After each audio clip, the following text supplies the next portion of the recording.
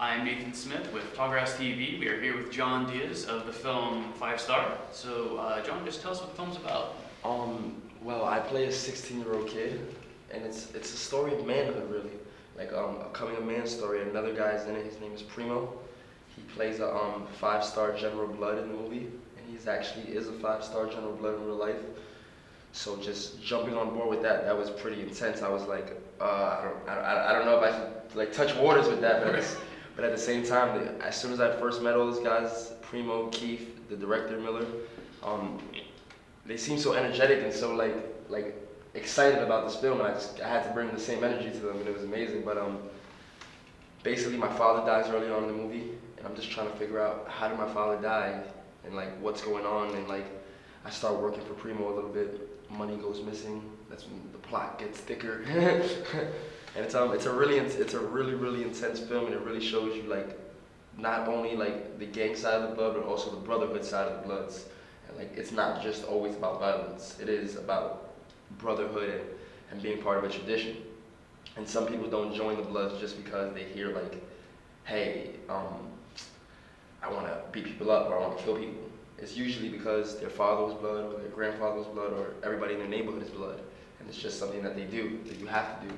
So it's like, I really got an inside. I'm not blood myself, but we have a crap load of active blood members in the movie. Mm-hmm.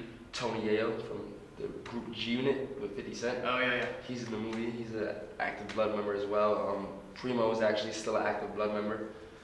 And it's been an intense ride with this film. I'm still trying to like let everything settle in. It's like we did Tribeca, and now we're like in Tallgrass. We're doing a lot of other festivals, and it's just settling in and just really like taking the moment in. Because once people see the film, they're like, it's not what I thought it was gonna be like, and it's like that's what I like to hear. Like, yeah, it's good. Well, speaking of the gang affiliation within the cast, did you guys encounter any issues with them? Luckily, Primo had to first get approval from his bosses if he can even talk about the stuff he was talking about. And then once Primo got the approval, we basically jumped on board. We went to one of his old neighborhoods, Fort Greene, Brooklyn, and we basically took over the neighborhood. And Primo was really known over there, so everybody was coming out, showing him love, giving him love, saying, "Hey, you're doing a movie." And that's how we got a lot of active, like young, energetic blood members in the movie, just off the strength of just being out there every single day for like the next 5 months, just shooting on their block. And they were like, "Yo, can I be in the movie? Can I be in the movie?" And we were like, "Yeah, be in the movie. Yeah, be in the movie. It makes it look realer." Yeah. I have a scene where some kids beat me up, and it's actually, those are my actual friends from real life, and they're like bullying me, they're picking on me, and it's like, those are my buddies that I hang out with every single day. We have actually like a group together, and it's like, it's intense how it's like, it could be so like different and people so misleading. Everybody thinks like, those kids really don't like you. No, those kids are my friends.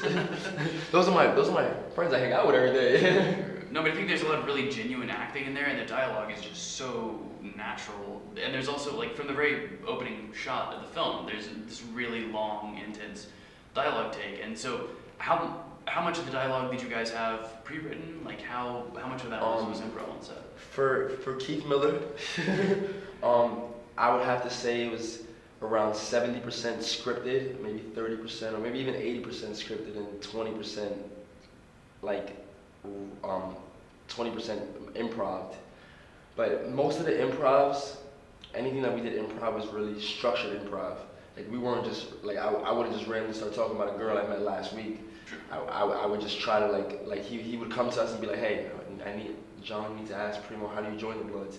And Primo would need to explain to him how you join the Bloods.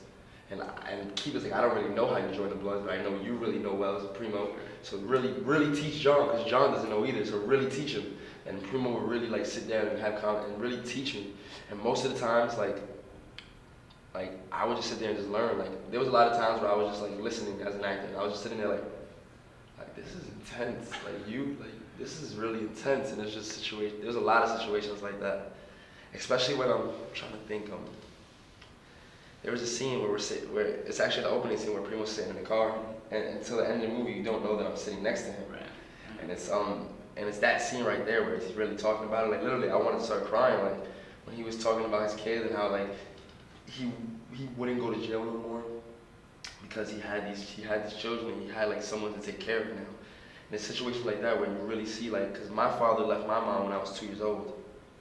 So just to be in that perspective and see a grown man step up and take responsibility for what he's done, what he's owned, I feel like that's the best part of this film. Like really seeing like Primo, because like being a father of 4 kids, that's intense, and it's like, and especially if you're trying to like succeed as in your professional career, and it's like, but luckily his kids are amazing. They're all 4 of them are in the movie. Sincere, the boy, he's autistic, so that's a pretty big part in it. And he's like, when you meet the kid, like, and at the same time, if you ask Primo will be like, my son's perfectly fine. There's nothing wrong with my son. And at the end of the day, when you talk to Sincere, there's nothing wrong with Sincere, but he's diagnosed with autism. But at the same time, it's like, he's a normal kid. Like you talk to him, he's just a normal, fun, energetic kid, and in the movie he's amazing. And it's like he really like he's probably one of the best actors in the movie. Yeah, how was that working with so many kids on set? It was fun. Actually, I really had a lot of fun. Like I came really close with them. Like now when I see them, like we're buddies. Like those are like my little brothers, little sisters. Now I look at Primo as like he's like a big brother to me. And it's like, and he tells me all the time, like, 'cause he knows that I don't have a father, so he really tries to sit down and like try to install some life like lessons on me and really try to like get me to understand what's going on in this life and how things are handled. Because I grew up with my mom and my sister, like just us 3 and that's it. And then the only other really important lady in my life was my aunt. And it's like she played my father figure. Like anytime I needed a new baseball glove, my aunt would take care of it. In situations like that, like if you have people that are out there to just look out for you, take care of you, then you're gonna succeed in life. I think so. Ideas, and he was a great guy. He'll listen. And there's a million times where I was like, should I do this? And he's like, John, you're the actor, I'm the director. And I'm like, all right, but I really, John, you're the actor, and I'm the director. And I'll be like, all right. But so it's little stuff like that. But at the end of the day, he really like, if you really have something that you want to say or really get across, he'll listen and he'll try his best to somewhat put it in there. He might not make the final edit, but he'll record it for you. So what was the most challenging part of making the film? Being an actor and not having all your lines. There was a couple times we went to set, we got our scripts right there on the bed. And it's like, hey, I wrote this, I rewrote this an hour ago, so the one you have in your home is totally off. I rewrote this an hour ago, here's the new scene. And we were like, all right, cool. And it was a situation where, especially with the improv situations, it's like as an actor, you're so used to the director, like, do this and do that and do that. And then once he's like, just move freely. And you're like, I don't know how to do that. And it's like, but at the same time, it's like, it prepares you for anything in the future. Like one of my favorite shows, Whose Line Is It Anyway? Yeah. I like, that was one of my favorite shows when I was young, and it's like, I felt like I was on a Whose Line Is It Anyway, like maybe 2 times during the set, I was like, all right, I'm just throwing lines in there, we're throwing lines back and forth, it's cool, we're moving, it's fun, it's like, where's Wayne Brady at? It's fun, let's get busy. So what's next for both the film and for you as an actor? Right now, the film, we're just getting as many festivals as possible, trying to do as many festivals before we finally do the, I can't even say the word, distribution. Before we do all that distribution, we're really just trying to focus on trying to hit as many festivals as we can, just get as many eyes at it as we can. And I know we're gonna end up doing something, I feel like in New York City or Brooklyn, like we're gonna probably have our first release there, because that's like hometown for Keith, that's hometown for me, that's hometown for Primo, so it's like, it's really like, I know we'll get the big crowd out there.